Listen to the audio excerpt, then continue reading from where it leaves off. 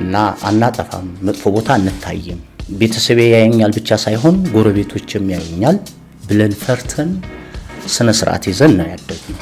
እንደ ሁሉ ጊዜ የምለው ነው እኔ ለተማሪዎችም እላለሁ፣ ትናንት ሌላ ቀን ነው፣ ዛሬ ሌላ ቀን ነው። ትናንትናን ዛሬ ማግኘት አንችልም ካላስተማረን። ያገኘሁን ትሞክራለህ። ለምሳሌ እኔ አንድ ሞከርኩ አልተሳካም፣ ምን አባቱ ብያለሁ እንትን አላልኩም። ድጋሚ ሌላ ሲወጣ ሞከርኩ አለፍኩ ገባሁ ማለት ነው። በዛኛው በቆዝም ኖሮ የዛሬው ምን ይሉ አይደለሁም እኔ። ምክንያቱም ትልቅም ደሞዝ አግኝቼ አይቻለሁ። አሁን እንዳልኩ 182 ብርም ሊስት ደሞዝ ይዤም አይቻለሁ። ትናንትናን ዛሬ ማግኘት አንችልም ካላስተማረን። አንድ ወጣት ዛሬን መስራት ካልቻለ ዛሬ ወደ ትናንትነት ይቀየራል። ሰላም እንዴት ናችሁ? ኤልያስ ነኝ። ዛሬ የ66 ዓመቱን አቶ ምንይሉን ነው ማስተዋወቃችሁ። ለብዙ ዓመታት በመምህርነት አገልግለዋል። ከዛ ጡረታ ከወጡ ደግሞ በኋላ ወደ ኢትዮጵያ ፖለቲካ ገብተው ያቅማቸውን ለማበርከት ሞክረዋል። በትዳር 45 ዓመት ያህል ቆይተዋል። በሙሉ ህይወታቸው የተጠቀሙበትን ጥበብ እና ደግሞ ከህይወት የተማሩትን ነገር ለኛ ያካፍሉናል ማለት ነው። ቀጥታ ወደ እርሳቸው ነው ወስዳችሁ።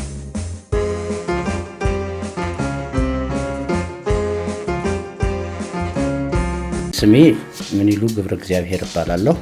በዚሁ በደብረ ብርሃን ከተማ ነዋሪ ነኝ። ረጅም ዓመት በመምህርነት አገልግያለሁ። ከአንደኛ ደረጃ እስከ ከፍተኛ ትምህርት ማለት ነው። አሁን በጡረታ ላይ እገኛለሁ። እስቲ የእርሶ ልጅነት ምን ይመስል ነበር አስተዳደጉ? በእኛ ጊዜ ልጅነት ማለት የጎረቤት ሁሉ ልጆች ነበር። በእኛ አስተዳደግ ወላጆች ብቻ ሳይሆኑ ጎረቤቶች ሁሉ ስናጠፋ የሚቆጡ ነው። እነሱን ሰምተን ጎረቤቶቻችንን መስለን ቤተሰቦቻችንን መስለን ያደግነው እና አናጠፋም፣ መጥፎ ቦታ አንታይም፣ ቤተሰቤ ያየኛል ብቻ ሳይሆን ጎረቤቶችም ያዩኛል ብለን ፈርተን ስነ ስርዓት ይዘን ነው ያደግነው። አሁን ልጅነት ጋር ሲያነጻጽሩት ካሁን ከሚያዩት አስተዳደግ ጋር ማነጻጸሩ አሁን ምን መሰለ፣ አንደኛ የጊዜ ለውጥ አለው። ግን በጣም እንትን የሚለው በጣም ሄደ ብዬ የማስበው ልጅ አጥፍቶ እንኳን ብትቆጣው ወላጅ ካልሆነ ዞር ብሎ ያይህም። ማጥፋት ተፈጥሯዊ ነው። በህፃናት ዘንድ ማጥፋት ተፈጥሯዊ ነው፣ ያጠፋሉ። ነገር ግን ከጥፋት ለመመለስ ማንኛውም ከነሱ ከፍ ያለው ሁሉ ሲቆጣቸው ወይም ሲሞክራቸው አይሰሙም። ያ ነው። ልጅህን ዛሬ እንደ ደሴት በራስህ ብቻ ከበህ ነው የምታሳድገው። ቤተሰቡን ብቻ ነው የሚመስለው። ከውጭው ጋራ ኢንተራክት ለማድረግ ወይም ከሌላው ጋራ ለመግባባት የሚቸገሩ አሉ። ስለዚህ ሲጠቀለል የድሮ ልጅነትና የዛሬው አንድ አይሆንም። ወቅቱም እንደገና ሁለተኛ ደግሞ የማሳደግ ስርዓታችንም በጣም ተለይቷል። አሁን እርሶ በልጅነቶ ተመክረውት በጣም ቫልዩብል ሆኖ ያገኙት ምክር ምንድን ነው? ለምሳሌ አሁንም ድረስ በጣም እንትን የሚለው አንደኛ ሰውን ማክበር፣ ምንም ይሁን ሰውን ማክበር የሚለው ጭንቅላት ይወስዳል። ታናሽ የሚሆን ታላላቅንማ ማክበር ግድ ነው። ሰውን ማክበር እንግዲህ የመጣው በሂደት ቤትም ውጭም እየተደረገ ነው። ቤትህ ያለው ነገር ሰው ማክበር አለ፣ ውጭም ያንኑ ነው የሚደግሙልህ። ያ ነገር በውስጤ አለ። ይሄ ምንጊዜም የሚሻር አይደለም ልልህ ነው ባጭሩ። በጣም መልካም። እሺ ወደ ወጣትነቱ እንምጣና እስቲ ወጣትነቱ ምን ይመስል ነበር ያርሱ? የኛ ወጣትነት እንዴት መሰለ፣ የመንግስት ለውጥ የኃይለ ሥላሴ ስርዓት ወድቆ የደርግ የገባበት ጊዜ ነው ወጣትነቴ። የሁለተኛ ደረጃ ተማሪ ነበርኩ የዛን ጊዜ ደግሞ የኢህአፓ የተነሳበት ወቅት ነበር። ወጣትነት ነው፣ ተገፋፍተን ገብተናል እና ወጣትነታችን በደንብ ሳናየው ጓደኞቻችን ሲሞቱ፣ በእርግጥ እኛ እድለኞች ነን። እኔ የነበርኩበት አካባቢ ከስራት ውጪ ሞት ባለመኖሩ ክፉን አላየሁትም ብልህም፣ ግን በሌላ አካባቢ ጓደኞቻችን እየሞቱ እንዲህ ስለነበረ ወጣትነታችን በዚህ ነው የሚጀምረው። ከዛ በኋላ ተመልሰን ትምህርት ቤት ገባን። እንግዲህ ለአንድ ዓመት ነው የተዘጋው ትምህርት ቤት። ተመልሰን ትምህርት ቤት ገባን። ኢህአፓ እየተመታ መጣ። ጥሩ አስተማሪዎች ነበሩ። እነዛ አስተማሪዎቻችን በትናንትናው ተስፋ እንዳንቆርጥ አድርገው ነው የቀረጹ። እኔ አረሳቸውን ህይወቴን የቀረጹ ናቸው። በትናንትናው ተስፋ እንዳንቆርጥ አድርገውናል። ከዛ በኋላ እንደገና ወደ ሌላ ፖለቲካ ስርዓት ወደ ደርግ እየተሳብን ገባን። ዛሬ ሌላ ቀን ነው የሚል ነው የተማርነው። በትናንትናው ብንቆዝም ኖሮ የኛም ወጣትነት ይበላሻል፣ የትም እንደምንቀር ይታወቃል። ትናንት ሌላ ቀን፣ ዛሬ ደግሞ ሌላ ነው። ስለዚህ ልክ እነሱ በመከሩ መሰረት ዛሬን መስራት አለብን። ዛሬ የጠየቀውን ነው እኛ ያደረግነው። ስለዚህ ዛሬ ጠይቆ የነበረው የደርግ የፖለቲካ ስርዓት ስለነበር ደርግ ፖለቲካ ስርዓት ውስጥ ነበር፣ ያው ገብቼ ነበረ። ከዛ በዛም ስንገለገል ቆየን። ወጣትነቴ በዚህ መንገድ ኦልሞስት ፖለቲካውን በምኑ ነው ያሳለፍኩት። ከዛ በተረፈ ግን ወጣትነት ጥሩ ነው። ይሄን ፖለቲካው እንዲለለና ሌላው ደግሞ ወደ መጥፎ ነገሮች ባለመሄድ ወደ ስፖርት፣ ከዛ በተረፈ ደግሞ ወደዛ በማሳለፍ ቀደም እንዳልኩ አስተዳደጋችን ሌላ ምናቃቸውን ዘመድንም ጎረቤትንም እየሰማን ስለነበር በእነሱም ወደ መጥፎ ነገር እንዳንሄድ ሽፕ ተደርገናል። በዛ መንገድ ወደ ስፖርት፣ ከዛ በተረፈ እንደገና ወደ ስራ ዓለም ነው የገባሁት ማለት ነው ባጭሩ።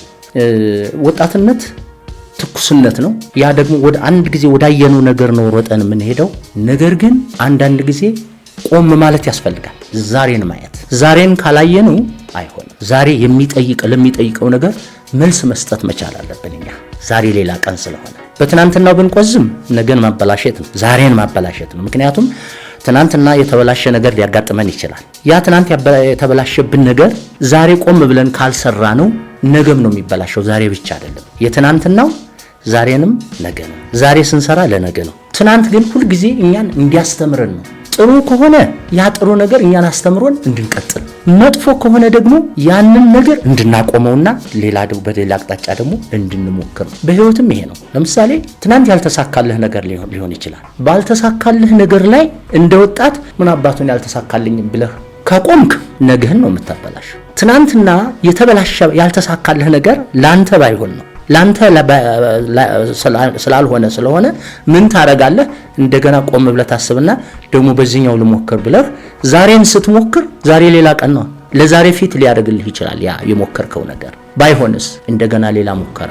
ምክንያቱም ወጣት ነው። አሁን ብዙ ሙከራ የማያዋጣው ለሽማግሌ ነው።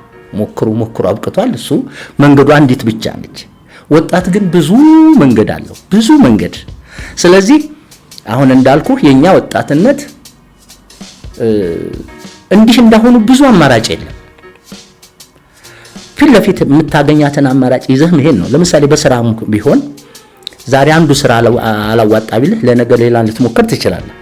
በእኛ ግን ትምህርትም ከሆነ ዩኒቨርሲቲ የሚገባው በጣም ውስን ነው። የዩኒቨርሲቲዎችን ቁጥር ታውቃለህ። የስራ እድሉም በዚያው ነው፣ ጠባብ ነው። ስለዚህ ያገኘሁን ትሞክራለህ።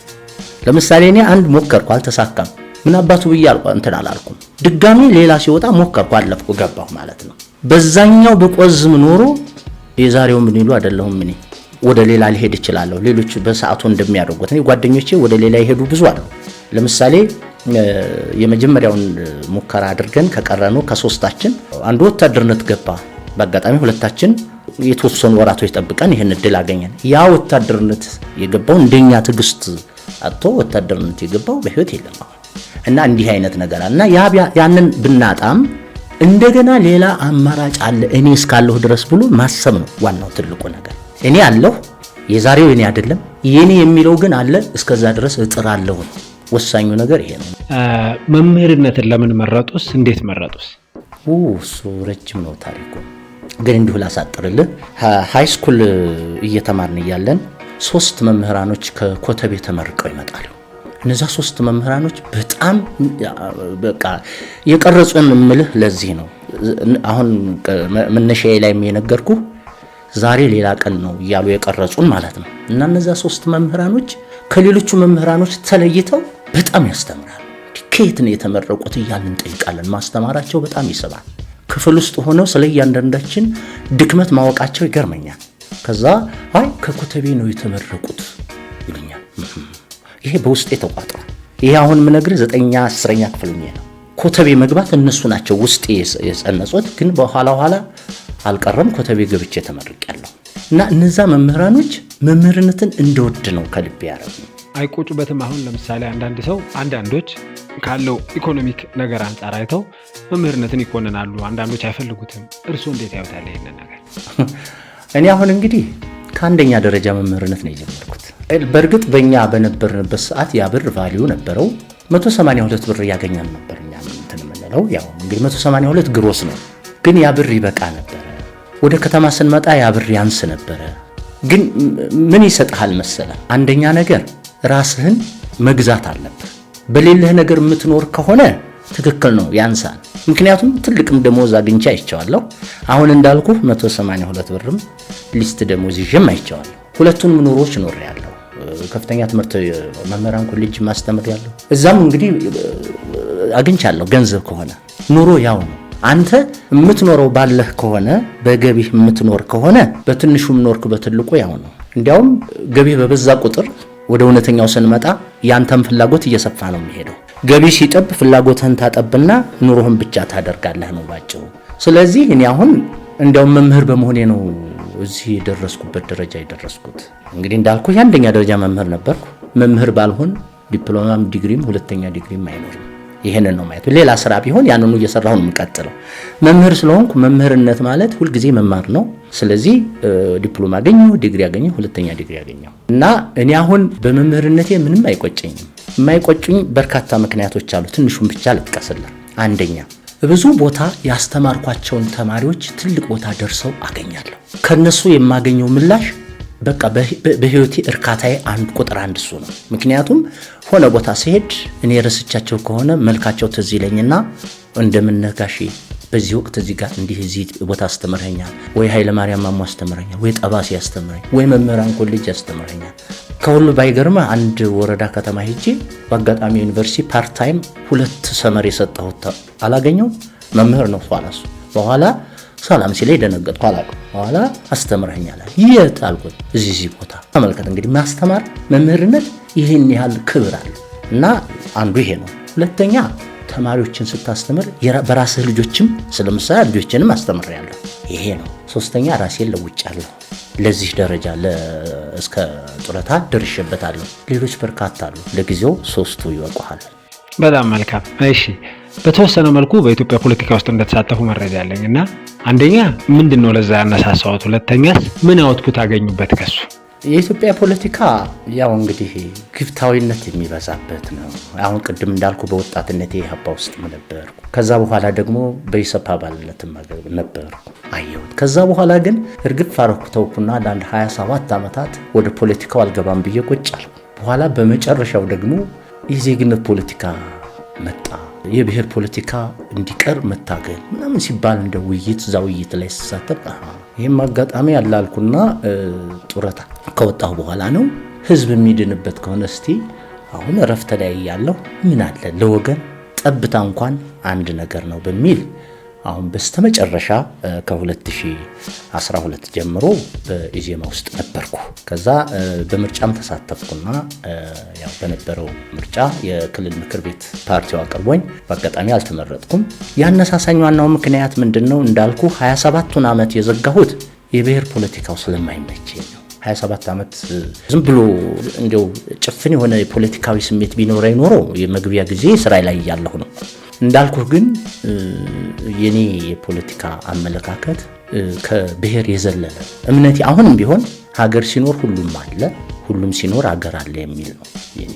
ከዚህ አንጻር እንግዲህ በሰዓቱ ለኔ የሳበኝ የኢዜማ የዜግነት ፖለቲካ ዜጎች የሚድኑበት ከብሔር ፖለቲካ የዘለለ ነው ሲባል እዚህ ውስጥ ትንሽ ኮንትሪቢዩት ማድረግ አቅሜ የፈቀደውን በሚል ነው ልገባ የቻልኩት እና አሁን ደግሞ አዝማሚያውን ሳየው የማይመች ሲሆን ከዚያም ወጥቼ አርፌ ቁጭ ብያለሁ። መልካም። ወጣት እያሉ ትክክለኛ መስሎት የነበረ የህይወት መርህ አሁን ግን ደግሞ በእድሜ እየበሰሉ ሲሄዱ ነው እቺ ነገር ለካ ልክ አልነበረችም ብለው የተረዱት የህይወት መርህ ይኖራል። በወጣትነት እንደምነግርህ ነገር የኔ ብቻ ትክክል ይመስለኝ ነበር እና የኔ ብቻ ትክክል ስለሚመስለኝ እኔ ያመንኩበት ነው የሚል ላመንኩበት እስከ መጨረሻው የሚል ይሄ ሳስበው ጭፍን አመለካከት ነው ባለክ እኔም ማምንበት ለኔ ኖሯል። በኔ ህይወት ውስጥ ቤተሰብ ብቻ አይደለም ሌላውም ማህበረሰቡም አለ። የሌላውም የጓደኛም የሌላም አስተሳሰብ ከኔ አስተሳሰብ ጋር መዳቀል አለበት። አሁን ለውሳኔ እንኳን ምን አደርጋለሁ መሰለ? ከመወሰኔ በፊት የተወሰነ አስብበታለሁ። ሰውም ልጠይቅ እችላለሁ። እንደ በፊቱ ቶሎ መወሰኔ ለማሆን ረጋ ብዬ ነው የምወስነው። እዚህ ውሳኔ ላይ ስመጣለህ አንዳው ከባድ ውሳኔ ወሰንኩት 1983 ግንቦት 15 ደብረ ብርሃን ሲያዝ በኢህአዴግ ሰራዊት። ከዛ በቃ የሰፓ አባላት መውጣት አለባቸው ምናምን ብሉ ሰዎች ሲያሸንትን ሲሉ ተነሳና ከጓደኛዬ ጋር እንሂዳሉ። አትሄድ አሉኝ። ቤት አትሄድ ሲሉ መቅረት ነበረብኝ። ያው እንዳልኩህ የነበረው አመለካከት የኔ ብቻ ልክ ነው የሚል ነው አልነበረም። አትሂድ የሚለውን ነገር ማለፍ አልነበረብኝም።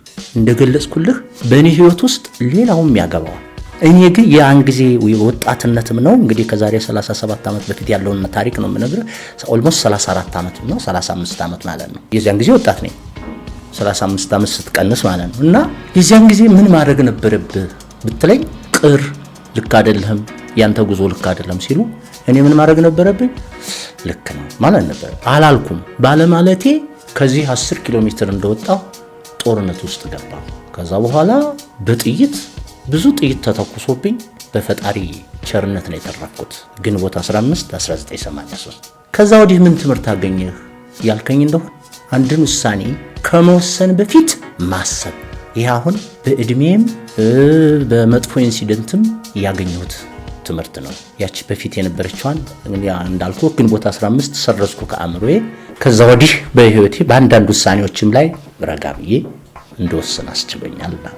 በጣም ጥሩ። በህይወት የሚጸጽቱት ነገር ምንድነው? እኔ እንግዲህ አየህ ሁልጊዜ በዚህ ሁሉ ሂደት ብዙ ውጣ ውረድ አለው። እኔ ግን አሁን ሳታደርገው የቀረኸው ብለህ ብትጠይቀኝ ሆነ አሁን ዛሬ በዚህ ሂደት ላይ ያለው የሚቆጨኝ የቄስ ትምህርት አለመማሪ። ምን ማለት ነው? መልእክተ ዮሐንስ ላይ ማቆሜ ይቆጨኛል። አሁንም መልእክተ ዮሐንስን ማለፍ ነበረብኝ። እዚያ በክረምት ጊዜ የነበረ ዘመናዊነት አለው ምን አለለው ያንን እንደው ትንሽ እስከ ዳዊት እንኳን አለመሄዴ በጣም ይቆጨኛል። እዚያችን መልእክተ ዮሐንስ ላይ ቁጭ አድርጌ አስቀረኋት። ይሄ አሁን ምክንያቱም አሁን አታገኙም ይጸጽታል። ከዛ በተረፈ ግን ሁልጊዜ ምን አለ መሰለህ በህይወትህ ብዙ ነገር ታረጋለህ። አንዳንድ ጊዜ ይሳካልሃል፣ አንዳንድ ጊዜ አይሳካም። ያ የማይሳካው በቃ ስላልሆነ ነው ብለህ መውሰድ ነው። አንተንም ደግሞ ቻሌንጅ ላይ የጣለህ ወይም ሌላ እንትን ላይ የጣለህ ላንተ ስላልሆነ ነው ብለህ ወሰደው። ሊቆጭ አይገባም። ማግኘት የነበረብህ ነገር ግን ያጣኸው ሊያስቆጭ ይገባል። አሁን እንዳልኩ ይሄንን እኔ ላገኘው አልችልም። የዛን ጊዜ ግን እጄ ላይ የነበረ ትንሽ እንደው በቀጥም ጥሩ እንደነበረ ዛሬ ይሰማኛል። እሱ ብቻ ነው የሚቆጨኝ ነው። እሺ አሁን ወደ መጨረሻው እየመጣን ነው። በህይወቴ አሳክቻለሁ የሚሉት ነገር ምንድነው? እኔ አሁን በህይወቴ አሳካሁ የምላቸው አንደኛ እንደ የመጀመሪያው በስራዬ ነው ጨርሼ ወጣሁ። እሱ አንድ ስኬት ነው። ሁለተኛ ቤተሰብ ነው። ቤተሰብ ያሉ ልጆች ስራ ላይ ናቸው። ስራ ላይ ሲሆኑ የስኬት ቁጥር አንድ ነው። የስኬት ቁጥር አንድ ነው። ይሄ ነው። ሌላኛው በትዳሬም ስኬት ነው። እስካሁን ድረስ አለሁ 45 ዓመት የአንድ ወጣት እድሜ ነው። 45 ዓመት ወደ 45 ዓመት ሆኖናል። ትዳርም ሌላ ስኬት ነው። ሁለት ጥያቄዎች ይቀሩኛል። አንደኛው እንግዲህ እርሶ 45 ዓመት አካባቢ በትዳር እንግዲህ አሁን ትዳሮች ደግሞ እንግዲህ እርሶም ራሱ በእርግጠኝነት በሽምግልና ብዙዎች ጋር ሄደዋል ብዬ ስለማስብ የሚሆኑ ነገሮች የምንሰማቸው የምናያቸው አሉ። ያው ፖዚቲቭ ብዙ ስለማይወራ ሊሆን ይችላል፣ ኔጌቲቭ ስለሚገን ሊሆን ይችላል የምንሰማቸው አሉና አሁን ላሉ ለወጣቶች ከትዳር አንጻር ምን ምክር ይሰጣሉ? አንደኛ ነገር ትዳር ዝም ብሎ አልጋ ባልጋ የሚሄድ አይደለም። ሁለት ሰዎች ናቸው ወደ አንድ ቤት የመጡት። ከሁለት ሰዎች በኋላ ደግሞ ሌሎች እንዳልኩ ቤተሰብ የሚባለው ነገር ነው የሚመሰረተው። ሁለት ሐሳብ እንዳለ ሁሉ ጊዜ ማመን ነው። ትልቁ ነገር ይሄ ነው። ሁለት ሐሳብ አለ። የሁለት ሰዎች ሐሳብ ነው። ሁለት ሐሳብ አለ። ሁለቱ ሐሳብ አንድ እንዲሆን መጣር ነው። በተለይ አሁን ሚስቶች በሚናደዱበት ጊዜ ባል አብሮ ከተናደደ አለቀ፣ ሊሆን አይገባም። በአብዛኛው የሚያጋጥመው ምንድነው? ለትዳራቸው ነው። አሁን አንተ ኔጌቲቭ ስላለበት ወይም ኔጌቲቭ ስላለባት ወይም ደግሞ ይሄ መጥፎ ሐሳብ ወይም ሱስ ወይም ስላለባቸው አይደለም። ነገር ግን ተቻችሎ ኖሩ የምንላቸው ሴቶቹ ምንድነው የሚያስቡት? ትዳራቸው ነው እንዳይጎድል ነው። ያ እንዳይጎድል በተለያየ መንገድ እንዲሞላ አንተንም ባባንም ልትቆጣ የምትችለው ከዛ አንፃር ነው። ትልቁ ነገር ታጋሽነት ነው። የትዕግስት ውጤት ነው ትዳር። ስለዚህ ያን ሁለት ሐሳብ ወደ አንድ የሚመጣበትን በትዕግስት መፈለግ ነው እንጂ ሰው ሳይነጋገር ሳይጨቃጨቅ ይሄ ውሸት ነው። እንደ ባልና ሚስት እንዴት ይሆናል?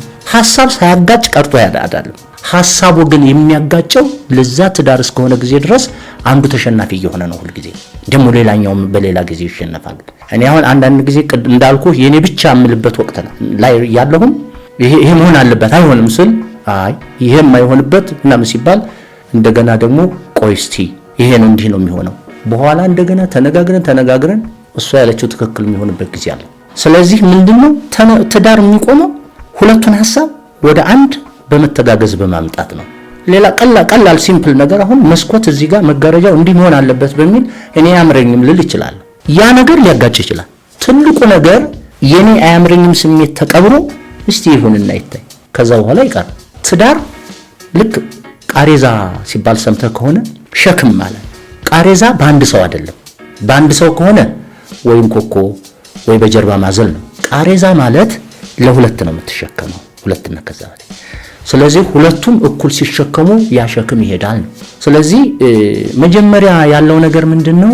አሁን ሳንጠናና ይላሉ እንዴ የሰው ልጅ እኮ ሽፍን ነው። ምኑ ነው የምታጠናው? እኔን የምታቀኝ በመናገረው ነገር ነው። የትኛው ምንን ነው የምታጠናው? ሴቷንስ ምኗን ነው የሚያጠናው? ዋናውና ትልቁ ነገር ከተገናኙ በኋላ አንዱ ያንዱን ጸባይ ማረቅ ከቻለ መኖርሽ መታገስ ነው። በቃ ትልቁ ነገር ትዕግስት ነው። ሐሳቡን ወደ አንዴ ማምጣት እንዳልኩ ከታገሱ ሁሉ ነገር ይቀራል። እንዳልኩ ዛሬ ከታገስኩ ነገ አለ። ዛሬ በታየው ነገር እኔ ካልታገስኩ ነገ ሌላ ውስጥ እንገባለን ማለት ነው። እና እንዳልከው አንዳንድ እንትኖች ምንድነው አንዳንድ ትዳር ብዙ ቦታ እንዳልከው ብዙ ቦታ ሽምግልና ይቻላል። ሲጣሉ ብዙ ቦታ አስታርቂያለሁ። እንደውም እድለኛ ነኝ የተጣሉ ይታረቁልኛል። እና ምክንያታቸው በሚገርም ሁኔታ ለሽምግልና የሚቀርብ እንኳን አይደለም፣ ንግግር ነው የሚያጣላቸው። አንዳንዱ ደግሞ ምናልባት ኪስ ውስጥ ገንዘብ መያዝ እየፈለገ እየተከለከለ ሊሆን ይችላል። አሁን እንዳልኩ አለመነጋገር ነው የሚያጣለው። እና ዋናውና ትልቁ ነገር በትዳር ውስጥ ትልቁ የመጀመሪያው ነገር ቃሬዛውን እኩል መሸከም ነው። ወንዱ የበለጠ አስባለሁ ሴቷ የበለጠ አስባለሁ የሚሉ ከሆነ ትዳር አይደለም። ሁለታችንም እኩል ነው የምናስበው። እና እንደገና ደግሞ በርቀት አይተህ በነገሌ አይተህ አይደለም። ያንተ ለብቻው ነው፣ የገሌ ለብቻው ነው። የነገሌ ጥሩ የማይሆንበት ቅድም እንዳልኩ የትዳር ትልቁ ነገር ለትዳሩ እኔ ነኝ፣ የኢኮኖሚ ምንጩም እኔ ነኝ፣ ወይም ደግሞ ትዳሩን እንዳይፈርስ መሰራው እኔ ነኝ የሚል አንድ አስተሳሰብ ከወጣ እዛ ላይ ይቆማል። ትዳር አምባገነንነት አይወድም። ቃሬዛ ያልኩህ ምሳሌ ለዚህ ነው። እኩል መሸከም፣ እኩል ማሰብ፣ ያንዱን ድክመት መሸፈን። ድክመቱን ማጉላት አይደለም። አሁን የኔን ጉድለት እኔ አሁን እንደው የተዋጣልኝ ሰው ማለት አይደለም። የኔ ጉድለት ሁሉ ተሸፍኖ የኖረው በባለቤቴ ነው። የሷም እንደዚሁ በእኔ ይሸፈናል ማለት ነው። አሁን ይሄን 45 ዓመት ኖርን ብዬ ስፎክር ብቻዬን አይደለም። ሁለታችንም እኩል ባይሆን ኖሮ 45 ዓመት ቀርቶ 45 ደቂቃ መቆየት አንችልም። እና ይሄ ነው ዋናው ነገር፣ ያንዱን ጉድለት አንዱ መሸፈን፣ እኩል እንዳልኩ እኩል ማሰብ ለትዳር የሚለውን ነገር መውሰድ ተገቢ ነው እላለሁ። በጣም መልካም። የመጨረሻው ጥያቄ ለአንድ ወጣት ምክሮትን ይለግሱልኝ ሰብሰብ አድርገው። እሺ እንደ ሁል ጊዜ የምለው ነው፣ እኔ ለተማሪዎችም እላለሁ፣ ትናንት ሌላ ቀን ነው፣ ዛሬ ሌላ ቀን ነው። ትናንትናን ዛሬ ማግኘት አንችልም ካላስተማረን። አንድ ወጣት ዛሬን መስራት ካልቻለ ዛሬ ወደ ትናንትነት ይቀየራል፣ አበላሸው ማለት ነው። ስለዚህ ዛሬን የሚችለውን ሁሉ መስራት መጣር አለበት። የዛሬው ካልተሳካ እንደገና በየአቅጣጫው መጣር አለበት ነው እኛ የምንለው። መጣር አለበት። ዛሬን ካለፈ እንደው በምን ምሳሌ ልስጥህ? የፈሰሰ ውሃ በሚል ልስጥህ። አንተ ውሃህን አትክልት ላይ ካፈሰስከው ምን ሆኖ ታገኘዋለህ? የአትክልት አድጎ ተጠቃሚ ትሆናለህ። ውሃውን መሬት ላይ ካደረከው ግን አላፈስከውም፣ ቀረ። ስለዚህ ዛሬ ወጣቱ አእምሮውንም ጉልበቱንም ገንዘቡንም መጀመሪያ የሚሞክረው ስራ ላይ ይሞክራል።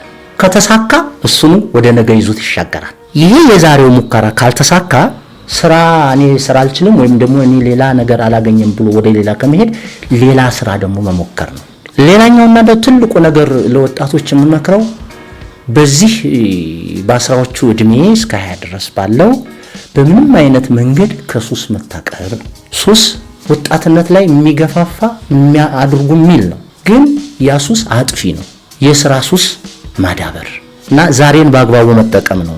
ምንድነው የሚለው? ትናንት ያስተምራል፣ ዛሬ እንሰራዋለን፣ ለነገ ቅርስ ይሆናል ነው። ነገን የምናገኘው በዛሬ ነው፣ በትናንት አናገኘው። ስለዚህ ዛሬ ሳይሰራ የቀረ ወጣት ትናንት ሆነበት ትምህርት፣ ነገ ምንም አልያዘም፣ እንደ ትናንት ቀረ ማለት ነው። ዛሬ ከሰራ ነገ ላይ ሲደርስ የዛሬውን ስራ እንደገና እያበለጸገ ይቀጥላል። ህይወት እንደዚህ ነው ባጭሩ።